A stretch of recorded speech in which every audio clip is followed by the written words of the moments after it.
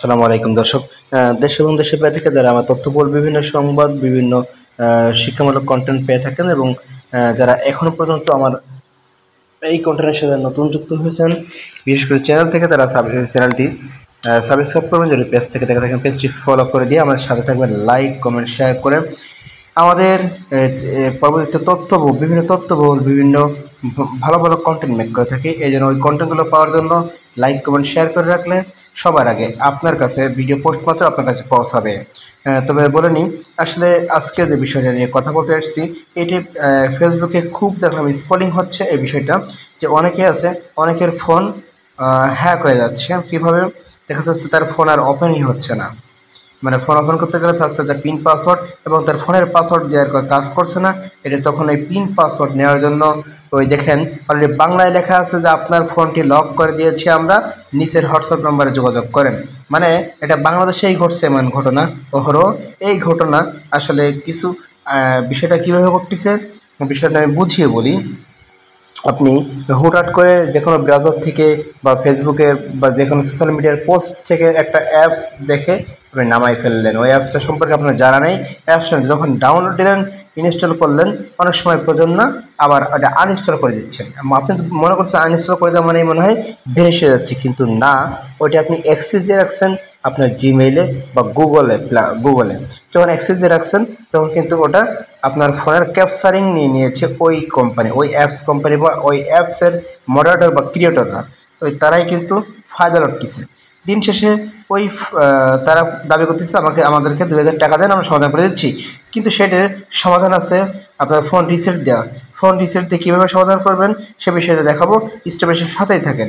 প্রথমে কী করবেন, ফোন সেটিংয়ে চলে যাবেন।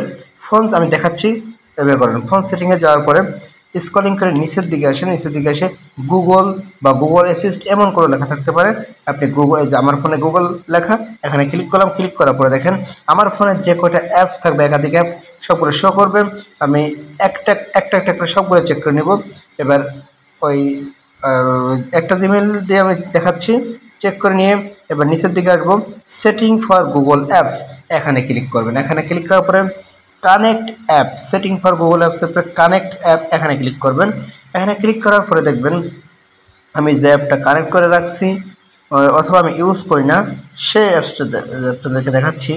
দেখেন আমার অলরেডি এখানে 2টা এবং 4টা অ্যাপস কিন্তু আছে। এখানে কোন অ্যাপসটা আমি ডিলিট দিয়েছি কিন্তু প্রয়োজন নাই, এই যে পিসকার্ট বা প্যান্ডলাভ, এই দুইটাকে আমি বাদ দিতে চাই। আমি একটা আপনাদেরকে বাদ দিয়ে দেখাই কীভাবে বাদ দিবেন। এবং এটা বাদ দিলে দেখা যাচ্ছে আপনি একটা মরণ ব্যাধি বা আপনার ফোনের যে মারাত্মক সমস্যা থেকে চিরতরে বেঁচে যেতে পারেন। সেটা সংশোধনীমূলক বা আপনার বিপদ থেকে মুক্তি পাওয়ার জন্য এর বাইরে কোনো কাজ নাই। তাই সেটা করার জন্য আপনি যে অ্যাপসটাকে ডিলিট দেবেন ওই অ্যাপসটা ওপেন করবেন। ওপেন করে এই যে এমন একটা ইন্টারফেস, এখান থেকে সি মোডে যাবেন, ক্লিক করবেন। ক্লিক করার পরে দেখেন stop using sign in Google, এটা ক্লিক করবেন। এখানে ক্লিক করার পরে অটোমেটিক এবার কন্টিনিউ প্রেস করবেন। এটা কিন্তু ডিলিট হয়ে গেছে এবং ডিলিট হয়েছে কিনা চেক করে দেখি। আমি ব্যাকে এসে আবার ওই কারেক্ট অ্যাপে ক্লিক করি। কারেক্ট অ্যাপে ক্লিক করার পরে ওই সেই অ্যাপসটা দেখেন নাই, ডিলিট হয়ে গেছে, ভ্যানিশ হয়ে গেছে। এখন আপনি বেসিক্যালি সুরক্ষিত হলেন।